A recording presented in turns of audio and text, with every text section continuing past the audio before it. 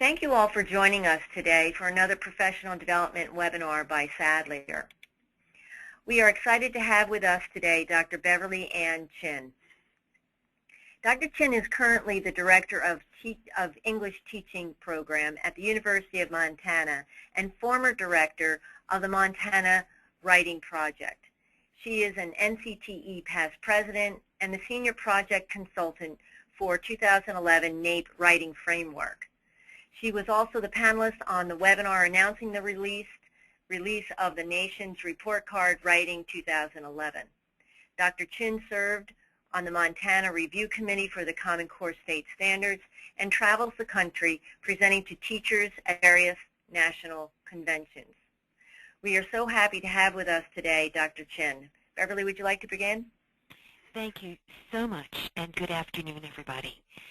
Laura, I've called up my PowerPoint. Can you see it? Yes, it looks great. All right. Thank you so much. And greetings to all of you. I'm so pleased to be with you today and to talk about teaching meaningful revision. Revision, I believe, is at the heart of the writing process. We teach pre-writing, drafting, revising, revising, and editing, and of course sharing our final products. There is much research that shows that when we teach revision, we are truly helping students grow as readers and as writers and as thinkers. We know that teaching revision takes time. We know that teaching revision for some of our students can be the most challenging part of the writing process.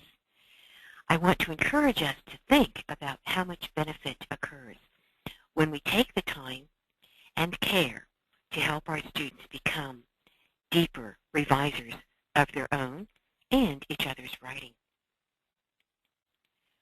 Our goal, Laura, my thing isn't advancing. Laura? Just a minute. For some reason, it's not advancing. Will you advance for me? Just go ahead and click on their screen first and then advance. Okay, I've got...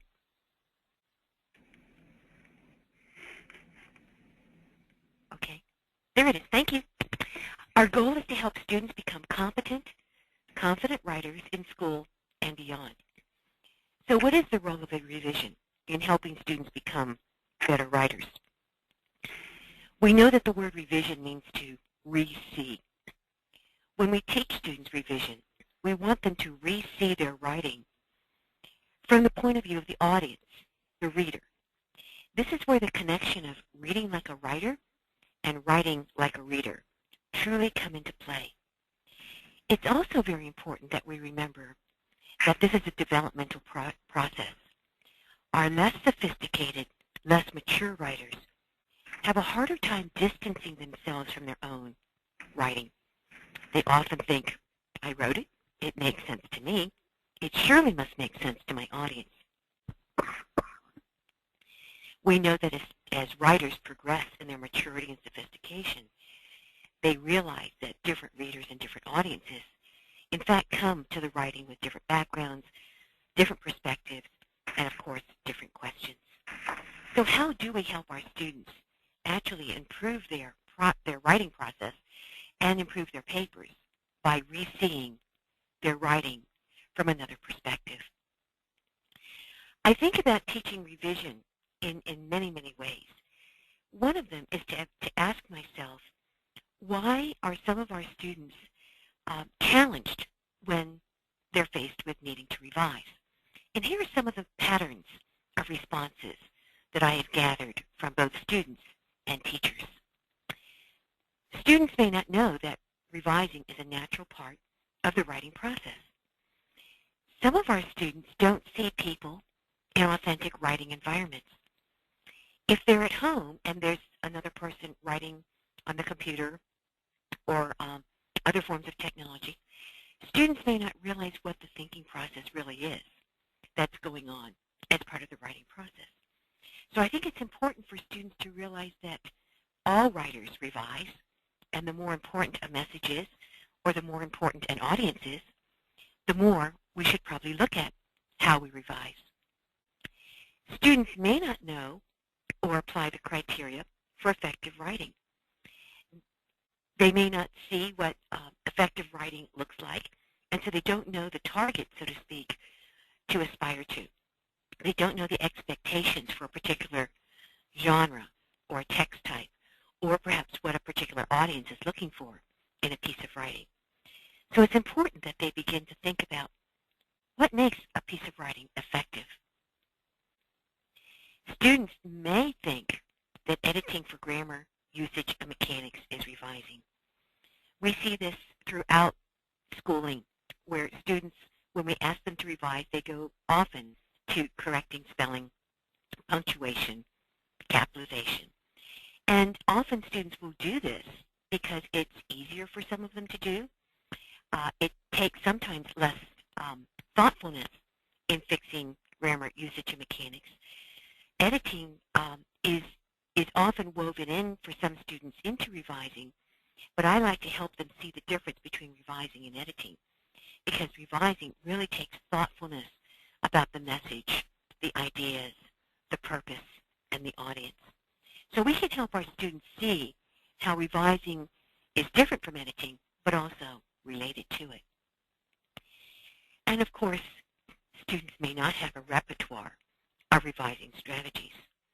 They may know how to revise for perhaps adding ideas, but do they have a repertoire for thinking about how to do transitional devices to make their ideas more closely relate to each other?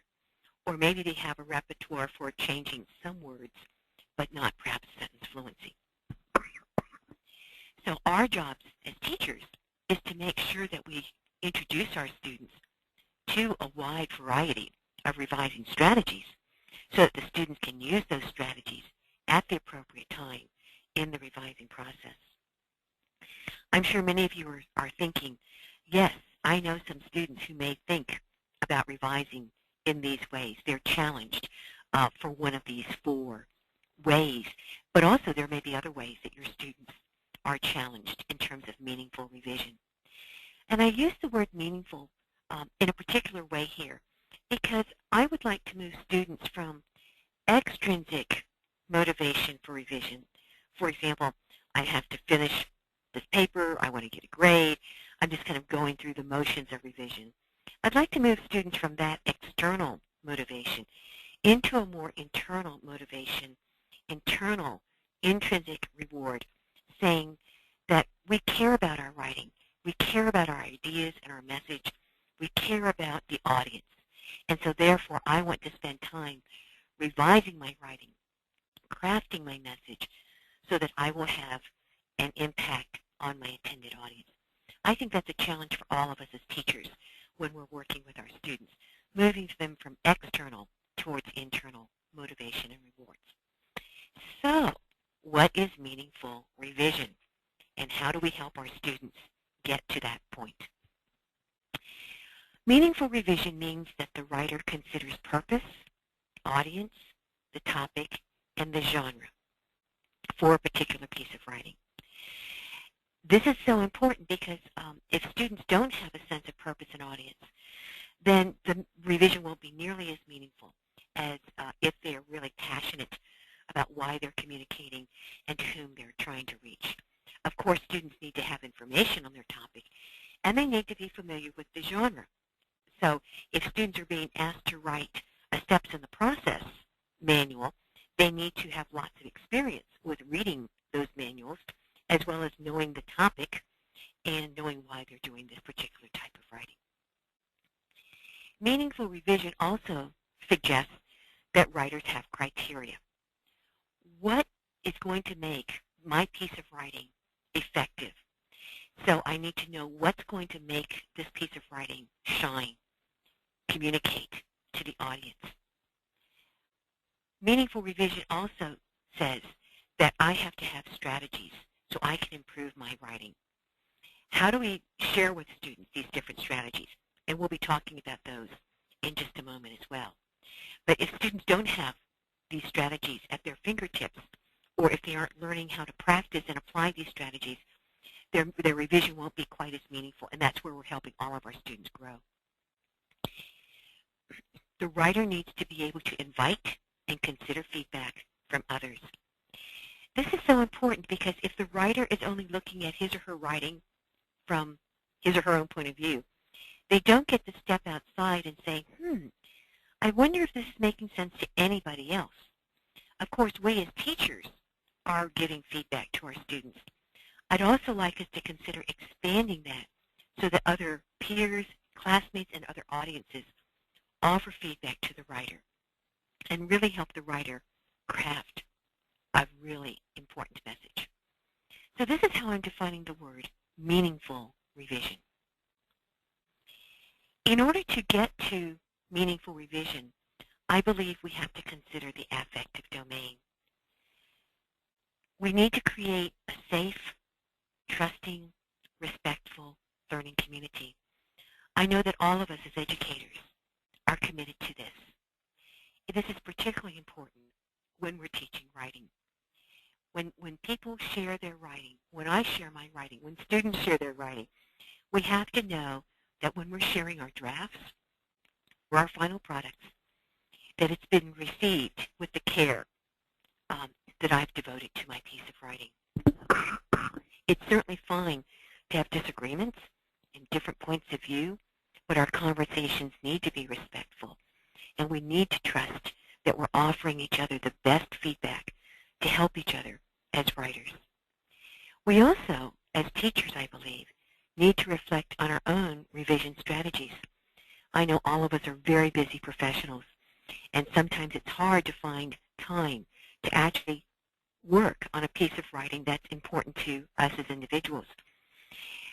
So we need to reflect on our writing, and we need to write for ourselves to remember what it's like to be faced with a blank screen, a blank piece of paper, a deadline, an important audience, or perhaps to engage in writing in a new genre, one that we're not particularly comfortable with.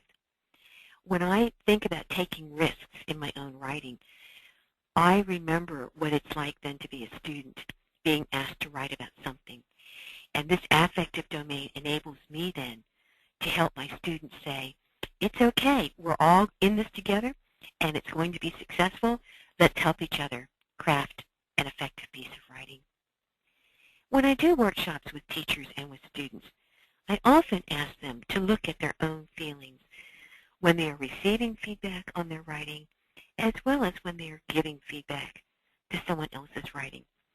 When I start with the affective domain, I acknowledge that writing, for some people, can be a bit risky. For other students, it's not risky at all. It's great joy. I'd like to move all of our students to the point of, wow, I have something to say, and I have the tools and strategies to say it well. And the affective domain helps me help my students with this process. You can see on the screen that I have a chart here. And so I invite students individually to write information on both sides of that chart. The first says how I feel when I receive feedback on my own writing. Some of the students reply very positively. I like feedback.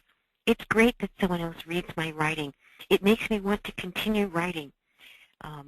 I love to write, and I want to keep on writing all kinds of stories and reports and poetry.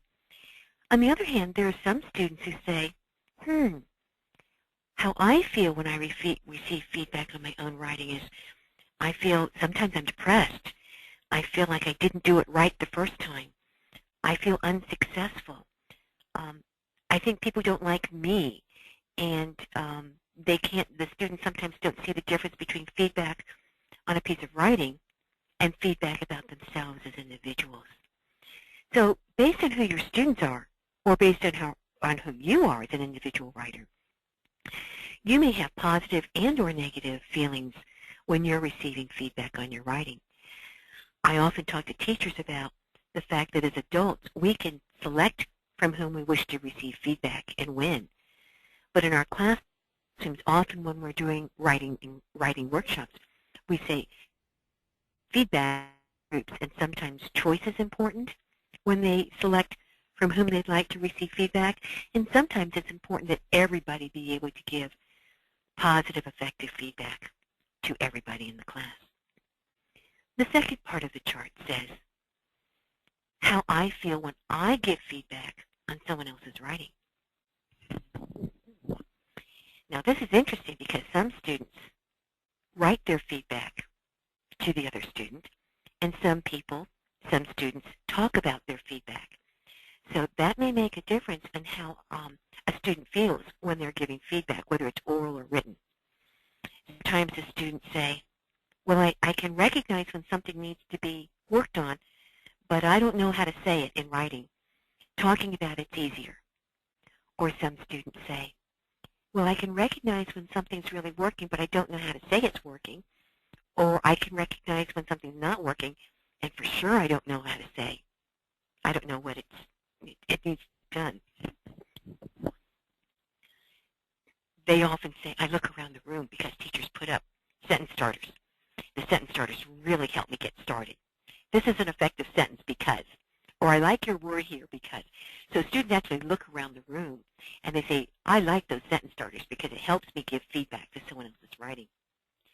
Every now and then students say, I don't like to give feedback to somebody else because I feel like I'm criticizing the person, and that person's my friend, and I want them to like me.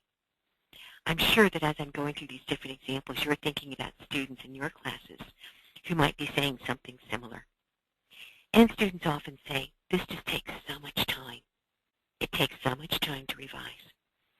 So, how do we capitalize on the positive and move our students into positive affective relationships with their writing, with each other, to create that trusting, safe, respectful environment? I also ask students then to say and to tell me to actually write what type of feedback helps me revise my writing. Students will say, I love it when I get feedback on my ideas. Some students say, I love it when someone asks me questions and really makes me think about something. Some students say, I love it when it makes it fun, and it's more fun to revise when I know someone's out there helping me. And another student has said, the feedback that helps me best is from a person who knows whether this is a rough draft or a final product, and they know how to give me appropriate feedback as a result of that. And I go, wow, that is so important. When we ask for feedback, we have to know where in the writing process is this paper. On the other side, I ask students to say what type of feedback does not help me revise my writing. Now, you may already anticipate that for some of these things, it's just going to be just the opposite for some students. So some students say, oh, too much. There's too much for me to do. I'm overwhelmed. Other students say, well, sometimes all I have to do is just recopy, but I know that recopying really isn't feedback. It really isn't revising. I'm just recopying what someone told me to do. Sometimes students say, they asked me a question. I don't know the answer to that question, so that really didn't help me. Some students say, boy, revision is hard work. And one or two students will say, sometimes I feel like the revision really isn't moving me forward. They really want me to just tell them the right answers in my paper, which gives me pause about what kind of writing am I asking my students to do. Are they really engaged in thinking and inquiry, or is this the kind of writing assignment where they're just giving me back information that supposedly they've learned? So I encourage you as teachers to think about what kinds of students we have in our classes, to look at the affective domain, and to think about the fact that we have a variety of learners, all with different needs, talents, different learning styles, and how do we match our teaching strategies for each of those writers in our classroom. One of the ways to connect the affective with the cognitive domain is to develop protocols with students. One of the protocols that I love and live by is the protocol of starting with praise. What's working? What's going well? When we focus on what's going well, what's working, to affirm their efforts, students listen to our feedback in very, very different ways. They can also hear fake praise. So it's very important that we're authentic and genuine, and that we help all the students in the class learn how to give authentic, specific praise. Then I move into questions. And these are authentic questions about understanding the message. They're authentic questions about helping me better understand your purpose and why you're doing what you're doing. They are questions that make that reading-writing connection so explicit. If we do a good job with praise and in asking questions, sometimes the students say, I know exactly what I need to do. Let me go and start my revision. Sometimes students say, that's exactly the question that I'm grappling with. Do you have any suggestions that can help me? By waiting until praise, question, and then suggest, the student is often inviting us to offer information, to offer a strategy that will help them with their writing.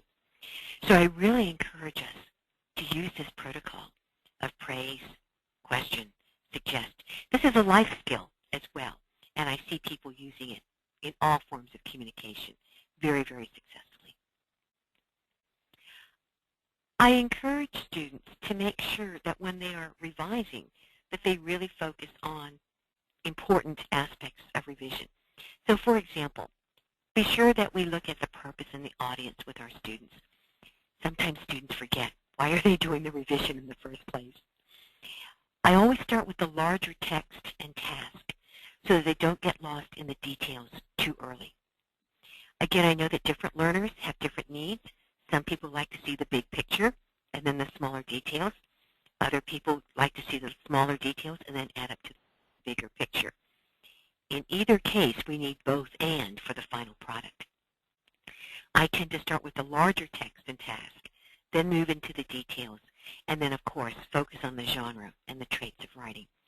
This particular progression helps me help my students, but for you, you may find a different way that will work more effectively for your learners based on where they are developmentally in their writing development. So let's look then at some of the questions that we might ask to help students with some of the traits of writing. Development of ideas, of course, is so important. The National Assessment of Educational Progress talks about the development of ideas in relation to a writer's purpose and audience. And of course, with Common Core State Standards, we've integrated the concept of text types and genres and purposes as well. So NAEP and Common Core State Standards actually work quite closely with the aspect of the development of ideas. Here are some questions that students might ask each other that you might offer to your students as well as they work on their ideas for revision. Remember, I think ideas are very, very important in all pieces of writing. What facts, examples, or details contribute to the main idea? What facts, examples, or details detract from the main idea? What facts, examples, or details might be added to strengthen the development of the main idea? If you're teaching argument, you might be using the word claim, or you might be using the word counter-argument. So this is more of a generic set of questions, and you could certainly tailor it to the specific genre or text type or purpose that your students are working on. The development of ideas in terms of revision is getting to depth and complexity of thought. We're looking at the different rhetorical stances to writing and thinking that students are using. And of course, the more specific the facts, examples, and details, the more relevant and appropriate they are, the stronger the piece of writing. And whether I'm working with English language arts teachers or other subject area teachers, everybody agrees that an effective piece of writing has to have ideas. Ideas also have to be organized. So here are some questions to help our writers focus on organization. Does the opening engage the reader? And how does the opening engage the reader? What's the organizational pattern? Have I done most to least important? Have I done cause-effect, problem-solution, spatial organization, steps in a process? Does the writer need to rearrange any ideas? What transitions help the reader follow the ideas? And to what extent does the closing provide a balance to the opening I think about the opening and the closing as a picture frame that sets the context for the piece of writing. Now, NAEP, again, the National Assessed Progress, says that organization should be logical in relationship to the writer's purpose and audience. We should be looking at text structures, coherence, and focus. And I think these questions reinforce that aspect of organization. When I work with content area teachers and English language arts teachers, everybody agrees we have to help students with organizing ideas. Ideas and organization for some of our students are two essential ways to work on a piece of writing. I have many writers who need help with ideas because they need to go deeper to make sure that their ideas are more relevant, but they're very well organized. Other writers are highly organized, but they need more depth and expansion of ideas. So I have the students who are more abstract and random that need help with organization. I have students who are more concrete and sequential but need more depth. And again, think about your writers and their learning styles. And if you change the topic, if you change the genre, if you change the purpose and audience, the student's strengths in organization and ideas may change as well. Well, ideas and organization are, of course, crucial in terms of revising any piece of writing. But also we have voice. And NAEP says that language facility with clarity of expression and effectiveness of writing, again, in relationship to the writer's purpose and audience, is essential. So I've suggested some questions for voice. What is the voice of the writer? And even though we're writing objectively, it doesn't mean we don't have voice.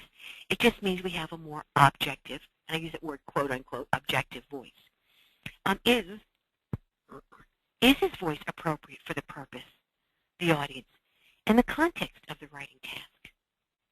Does the voice reveal a writer who is informed and interested in the topic and audience? And does the writer use I or we or you or they consistently and effectively? Some of your writers may be even more advanced than this conversation about voice. And some of you listening might say, wow, this is great if I can get my students to have a discussion on voice. When we connect reading and writing, and we look at how different authors in different genres across the curriculum, informational text as well as fictional text, poetry, prose, drama, we can really help our students explore the nature of voice. And that voice has to be appropriate and effective for the audience and the purpose and the genre. This also connects to oral language competency. So when we're looking at Common Core State Standards and saying our students need to be effective speakers and listeners, when we teach voice, we are in fact reinforcing this as well. Of course, you can ask revision questions on sentence fluency and focus on sentence variety, sentence beginnings, sentence lengths. We can ask how sentence fluency enhances a reader's enjoyment of a paper. You can also, of course, ask questions on word choice. Are the word choices effective and appropriate for the formality or informality of the writing? Have I used connotation, be it negative or positive connotation, appropriately, effectively for my purpose and my audience and the topic? Are my word choices powerful, precise, descriptive for my purpose and audience and topic? So again, if you're using the traits of writing, asking different questions for revision helps the students focus on different aspects of their papers. When I'm asking students to work together, I want to make sure I'm structuring the revision conversations so that they're positive, focused, and productive. I ask my students to look at the revision questions to focus the conversation. So some of my students say, I want to work on ideas. Other times I can give them a choice and say, you pick the area that you want to revise, but you decide what you'd like to focus on. The author then tells the partner what area he or she wants to have a revision conversation on. And either the author reads aloud the paper to the partner, or the partner can read aloud the paper back to the author, or you can have a small group. You hear and understand different things based on whether the author is reading aloud his or her own paper or whether the partner is reading aloud the author's paper. Both of these deal with listening skills. When I'm the author, I'm reading aloud in the voice that I want my partners to hear. The partners really have to listen carefully to see if I'm logical, to see if I'm focused, to see if I have good examples, facts, details. When the partner reads aloud the author's paper back to the author, sometimes the author says, "That's not how I wanted you to read that sentence." The partner says, "Well, that's how I see it on the paper."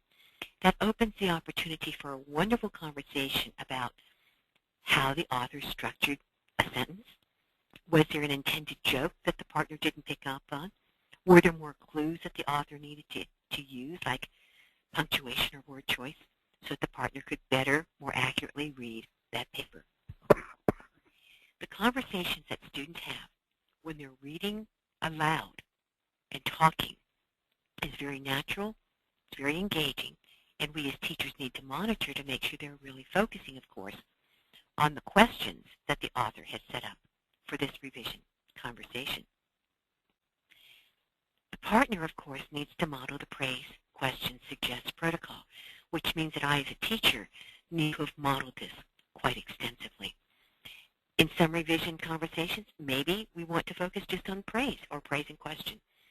So again, based on how sophisticated and comfortable your students are, that's where your students will follow your lead. During this, then, the author is listening, the author asks clarifying questions, the author takes notes and shares insights, and of course, thanks the partner. These kinds of conversations are so important, and some of you may wish to start it like a fishbowl where you actually have a small group of students doing this, and the other students watch to see how well these conversations are flowing. And then in small groups, they are engaging in these revision conversations. What we want to have happen, of course, is that these conversations are productive, they're focused, and they're positive. That is just so, so important.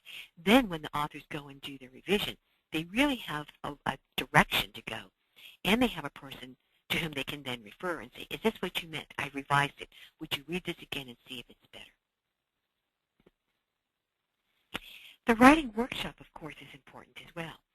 Many of you do, I do, we do, you do in the reading workshop. I would like us to also do this in the writing workshop.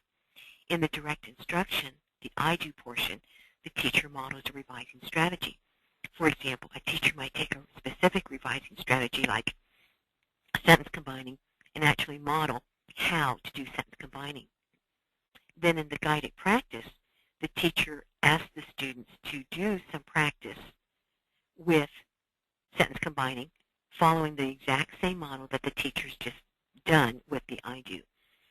Then after the I do and the we do, the students then take out their own pieces of writing and practice the strategy that they've just been learning.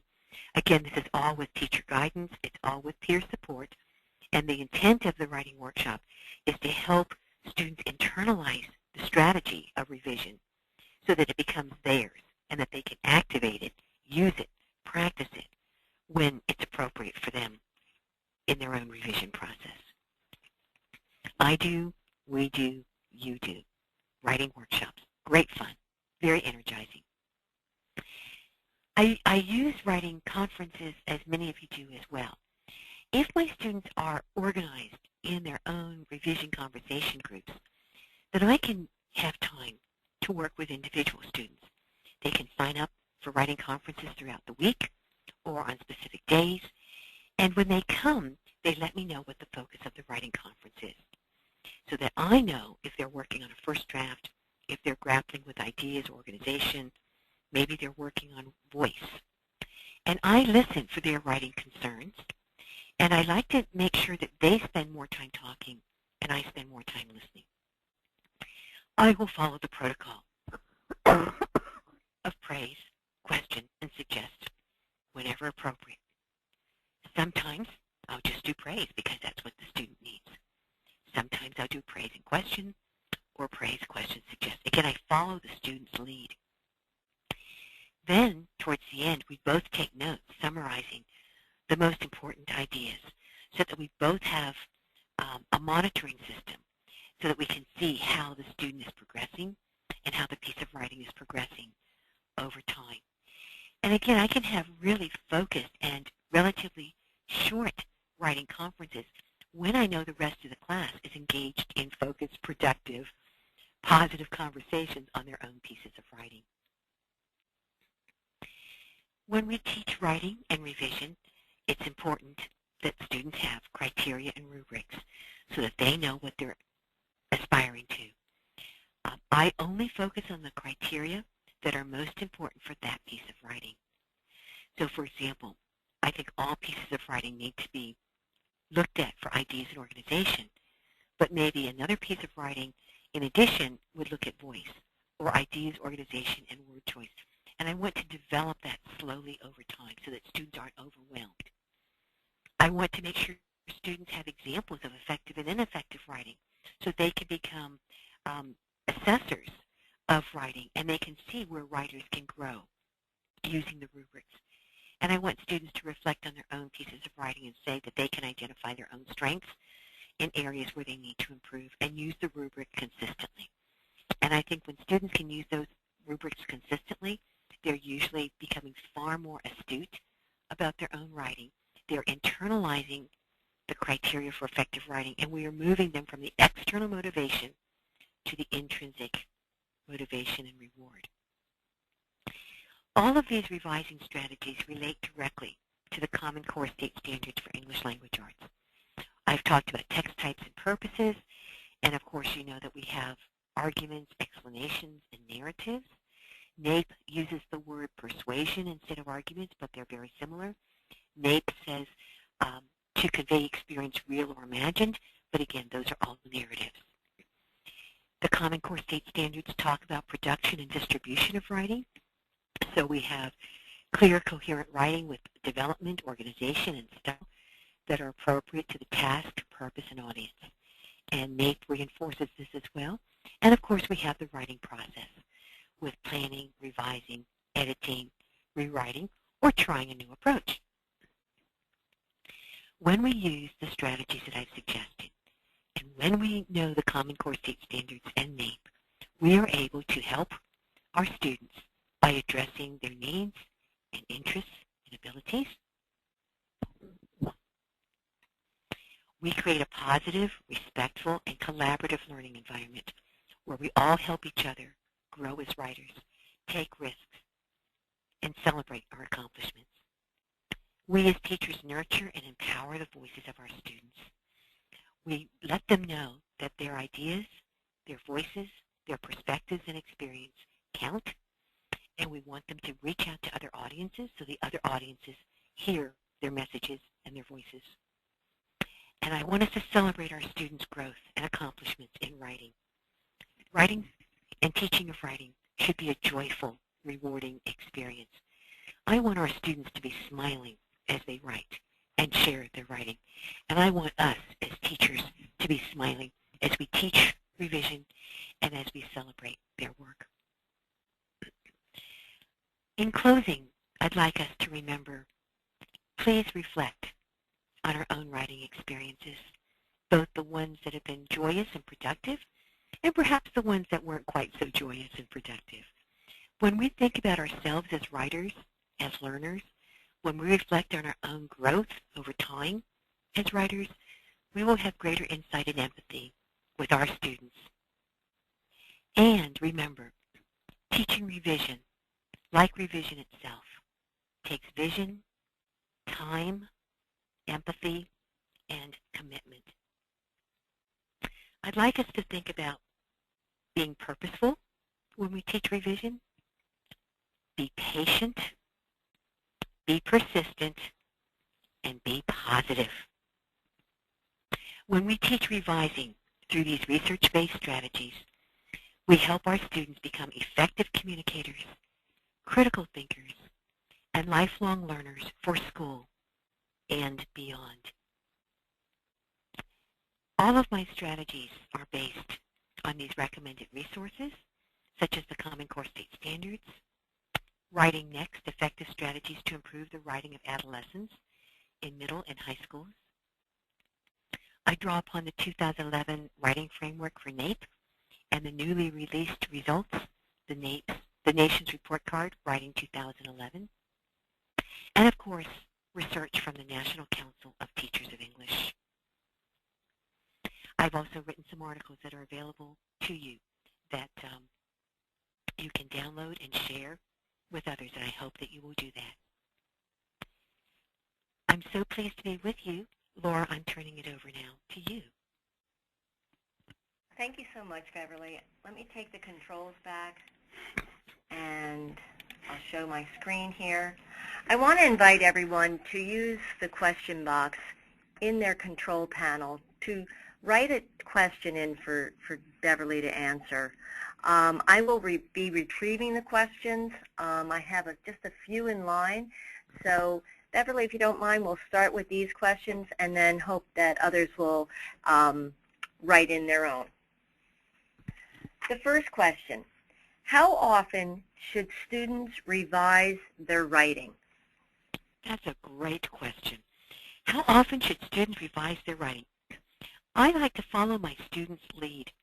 If some students have written a first draft and I can nudge them to revise for one feature of writing to make that piece of writing even a little bit stronger, more powerful, that may be success for that one student. For other students, I can challenge them to revise more than once.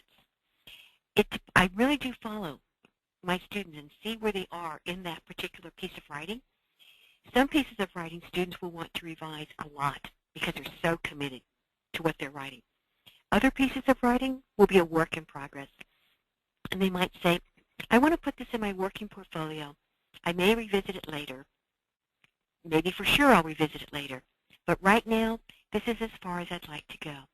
I think we as teachers have to negotiate with our students about what pieces of writing need to go all the way to completion with lots of revision and what pieces of writing can stay in works in progress.